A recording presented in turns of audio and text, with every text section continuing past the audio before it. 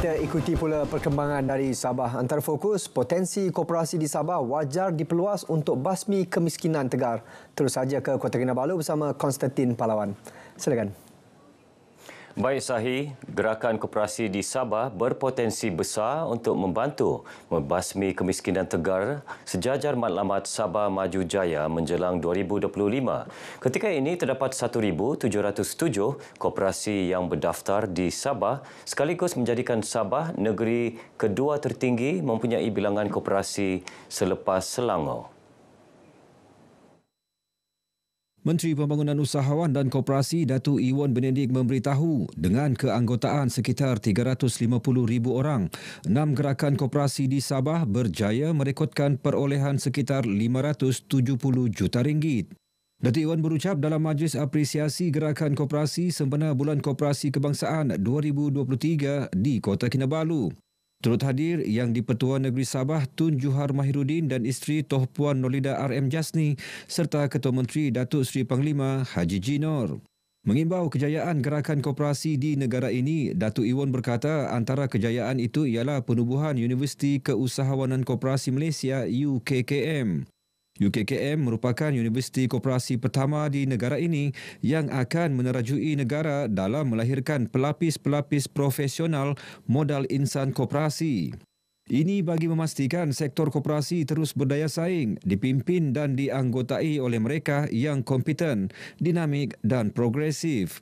Buat masa ini, UKKM menawarkan program di peringkat diploma, ijazah sarjana muda sehingga sarjana dalam bidang pentadbiran dan keusahawanan. 101 kursus berjaya dianjur Jabatan Pembangunan Sumber Manusia Sabah JPSM pada suku kedua tahun ini. Menurut Menteri Sains, Teknologi dan Inovasi, Datuk Muhammad Arifin Arif, kursus berimpak tinggi seumpama wajar diteruskan bagi meningkatkan kemahiran belia-belia wanis sekaligus penyediaan tenaga kerja di Sabah.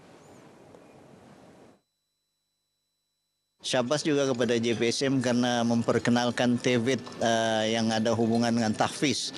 Dan ini juga sangat penting untuk pembangunan insan, jiwa rohani mereka di samping penekanan berhubung dengan disiplin dan sebagainya.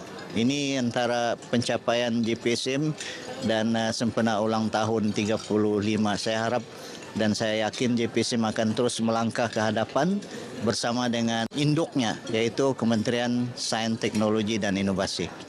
Beliau ditemui media ketika merasmikan Majlis Ulang Tahun Jabatan Pembangunan Sumber Manusia JPSM ke-35 tahun di Kota Kinabalu. Turut diadakan pelancaran 3 buah buku iaitu Pelan Strategik JPSM, Pelan Strategik Anti Rasuah dan Human Capital Development Blueprint. JPSM ditubuhkan dengan matlamat membangun dan menggunakan sepenuhnya sumber manusia yang terdapat di Sabah, manakala misi JPSM ialah menyedia pelbagai program pembangunan sumber manusia meliputi latihan dan penajaan kemahiran serta meningkatkan kebolehpasaran belia.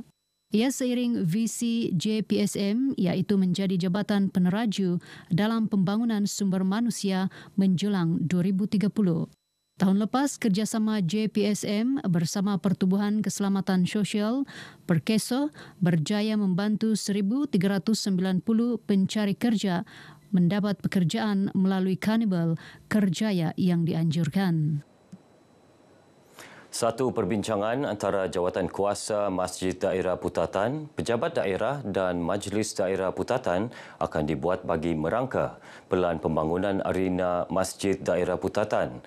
Antara pengisian pelan termasuklah cadangan menjadikan sebahagian kawasan masjid sebagai pusat pelaksanaan aktiviti keagamaan dan kemasyarakatan. Timbalan Ketua Menteri Datuk Shah Hilmi Yahya memberitahu demikian sebagai mengulas cadangan penceramah bebas Ustaz Kazim Ilyas agar Masjid Daerah Putatan dibuka pada waktu malam bagi memudahkan jemaah melaksana ibadah selain menjadikan masjid sebagai pusat aktiviti. Ruang untuk orang datang beribadah pada malam, mungkin ini boleh dibincang bersama ahli jawatankuasa masjid untuk mengenal pasti satu sudut yang mana boleh dibuka 24 jam bagi tujuan mana-mana jemaah yang ingin mengerjakan ibadat di tengah malam nanti. Manakala tentang arena Masjid Daerah Putatan merupakan satu idea yang baik sekali, dan memang sebenarnya Masjid Daerah Putatan ini kita sudah menyediakan bilik untuk acara majlis perkahwinan, tetapi dalam kumpulan yang agak sederhana. Cadangan disuarakan Ustaz Kazim ketika menyampaikan ceramah bertajuk Hijrah Satu Pengorbanan dalam sambutan Ma'al Hijrah peringkat daerah di Masjid Daerah Putatan.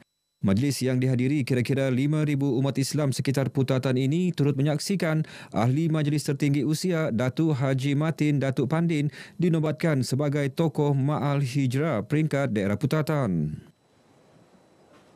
Semangat hijrah dalam sejarah peristiwa hijrah Nabi Muhammad harus dijadikan panduan kepada umat Islam untuk mengharungi kehidupan penuh mencabar dengan semangat yang baharu. Umat Islam juga diingatkan agar terus istiqomah berada di jalan yang benar. Ia antara pengisian disampaikan dalam program dakwah Bual Bicara Forum Anjung At-Taqwa at Sabah FM, RTM Sabah sempena sambutan Ma'al Hijrah kali ini. Forum bertajuk Hijrah dalam Kehidupan ini disampaikan dua panel, iaitu Timbalan Pengarah Hal Ehwal Islam Jabatan Hal Ehwal Agama Islam Negeri Sabah Jahins Ustaz Awang Juri Awang Tahir dan Pegawai Komunikasi Korporat Sedafiat Ustaz Azrul Nizam Rudian Shah Al-Banjari.